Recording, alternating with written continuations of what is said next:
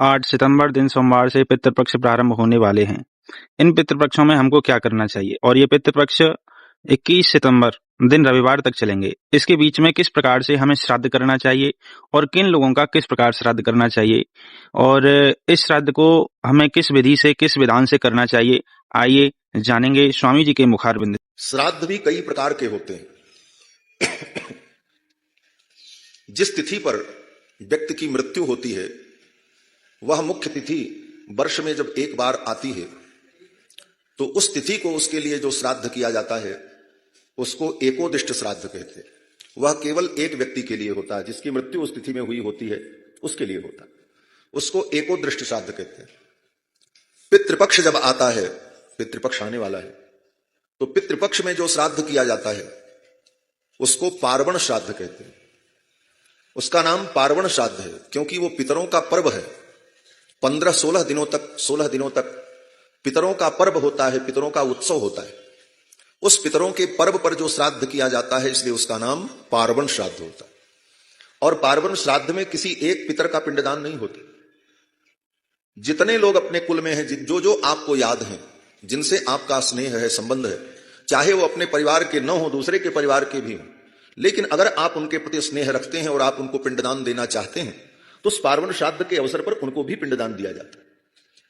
उसमें भी क्रम होता है, पहले पिता को, फिर पितामह को, फिर पितामह के पिता को, फिर मां को, फिर दादी को, फिर परदादी को, फिर नाना जी को, फिर परनाना जी को, फिर उनके पिताजी को, फिर नानी को, परनानी को और उनकी जो सासू मां थी उनको, और इसके बाद फिर अपने चाचा, मामा, मौसी, भाई, पत्नी, पुत्र, जो भी संसार से चला जा चुका है, जो आपका अपना था, जिसके प्रति आपका स्नेह है, गुरु, मित्र, सेवक, नौकर, कोई भी हो, श्राद्ध ही एक ऐसा कर्म है जो कोई भी व्यक्ति किसी के लिए कर सकता है। केवल अपने पितरों के लिए ही नहीं किया जाता। आपकी अगर श्रद्धा है कि अमुक व्यक्ति के घर में कोई नहीं है, उसका बेटा बेटी नहीं, कौन उसका पिंडदान करेगा, आपकी श्रद्धा है उसके प्रति, तो आप उसको पिंडदान करें, उसको पिंडदान प्राप्त होगा, उसको भी उत्तम गति की प्राप्ति। कोई भी व्यक्ति किसी को भी पिंडदान कर सकता है। और रामायण तो आप सभी लोग पढ़ते हैं। रामायण में क्या लिखा है? भगवान श्री राम जब वन की यात्रा पर गए तो गृद्धराज जटायु मिले और गृद्धराज जटायु को भगवान ने अपना पिता माना। पिता के समान गृद्धराज जटायु को भगवान ने आदर दिया। और जब सीता जी का हरण हुआ, गृद्धराज जटायु को रावण ने मार दिया। राम जी सीता जी को ढूंढते हुए जा रहे थे तो गृद्धराज जटायु को जब देखा, गृद्धराज जटायु खून से लथपथ थे।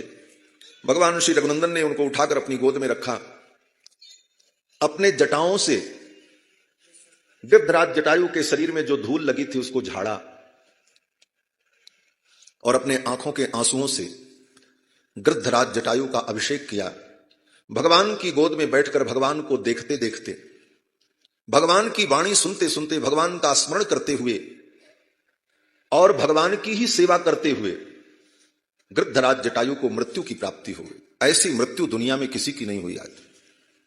लोग सोचते हैं मरते समय भगवान का नाम मुख में आ जाए, वो भी नहीं आता। जन्म जन्म मुनि जतन कराही, अंत राम कही आवत नहीं। राम नाम मुख में आ जाए ये भी नहीं हो पाता। किसी प्रकार भगवान का स्मरण हो जाए ये भी नहीं हो पाता। भगवान का दर्शन हो जाए बहुत दूर की बात है, जन्म जन्म की तपस्या होगी तब होगा। और जो सौभाग्य श्री दशरथ जी को नहीं मिला वो सौभाग्य गृद्धराज जटायु को मिला। भगवान श्री राम दशरथ जी के ज्येष्ठ पुत्र हैं, लेकिन दशरथ जी को सौभाग्य नहीं मिला कि अंतिम क्षण में अपने पुत्र को अपनी आंखों से देख लेते और रघुनंदन को देखते हुए, रघुनंदन का स्मरण करते हुए अपने प्राणों का त्याग करते। एक पिता की यही लालसा होती है कि जब मेरा शरीर छूटे तो मेरा प्रिय पुत्र मेरी आंखों के सामने हो। लेकिन यह सौभाग्य दशरथ जी को नहीं मिला।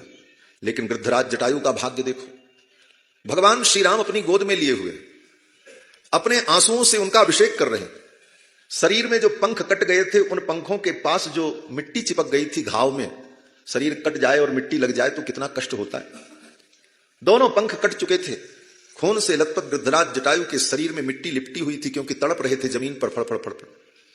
भगवान ने अपनी जटाओं से धीरे धीरे उस मिट्टी को हटाया, अपने आंखों के आंसुओं से उनके घाव को धुला और अपनी मधुर वाणी से गृद्धराज जटायु को आश्वस्त किया और भगवान का स्मरण करते हुए, भगवान की गोद में बैठकर भगवान को देखते हुए, भगवान के परम भक्त लक्ष्मण का दर्शन करते हुए, भगवान की ही सेवा में लड़ करके, युद्ध करके अपने प्राणों का त्याग कर दिया गृद्धराज जटायु ने।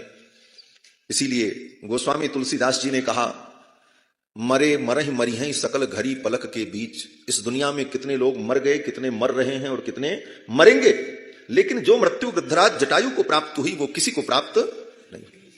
अब आप विचार करो कि गृद्धराज जटायु को मरने के बाद क्या सोचना है, इससे बड़ी उत्तम गति और क्या होगी। अब उनके मरने के बाद चाहे कोई उनका पिंडदान करे, श्राद्ध करे, न करे, उनको तो परम गति मिल गई। लेकिन इसके बाद भी शास्त्र की मर्यादा इतनी गंभीर है कि भगवान श्री राम ने अपने हाथों से गृद्धराज जटायु के लिए पिंडदान किया, श्राद्ध किया। कहां गृद्धराज जटायु पक्षी और कहां भगवान मानव रूप लेकर के लीला करने, कहां मनुष्य और कहां पक्षी। लेकिन एक प्रेम, एक संबंध के कारण, आत्मीयता के कारण भगवान श्री राम ने गृद्धराज जटायु के लिए पिंडदान किया। गोस्वामी तुलसीदास जी महाराज लिखते हैं, तेहिकर क्रिया जथोचित निजकर कीन्ही राम। गृद्धराज जटायु का अंतिम संस्कार, पिंडदान, श्राद्ध, ये सब कुछ भगवान श्री राम ने अपने कर कमल से किया।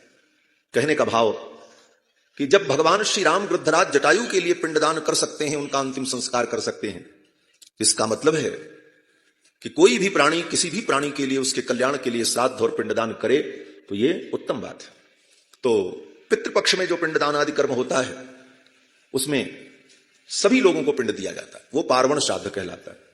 इसके बाद तीर्थ में आप जाते हैं तो कहीं भी किसी तीर्थ में आप जाएं और आपको समय है, अनुकूल वातावरण है, आपके पास संसाधन है, तो अपने पितरों के निमित्त पिंडदान जरूर करें। और तीर्थ में जो श्राद्ध होता है, तीर्थ के श्राद्ध में भी अपने समस्त प्रियजनों को पिंडदान किया जाता है, उनकी पूजा की जाती है। और घर में जब विवाह हो, उत्सव हो, यज्ञोपवीत हो, गृह प्रवेश हो, कोई भी अनुष्ठान हो, तो उस अवसर पर पितरों के लिए जो पिंडदान किया जाता है, श्राद्ध किया जाता है, उसको नांदी मुख श्राद्ध कहते हैं। उसका नाम नांदी मुख श्राद्ध। नांदी का मतलब आनंद। आनंद की बेला में, प्रसन्नता के बेला में, मंगल अवसर पर हम अपने पितरों का जो पूजन करते हैं, उनको पिंडदान करते हैं, उसका नाम नांदी मुख श्राद्ध है। अगर आपकी समझ में ये बातें आई और आप इसी विधि विधान से श्राद्ध करेंगे और पितृपक्ष का पालन करेंगे तो अभी चैनल को सब्सक्राइब कर लीजिए और वीडियो को लाइक कर दीजिए। जय श्रीमन नारायण।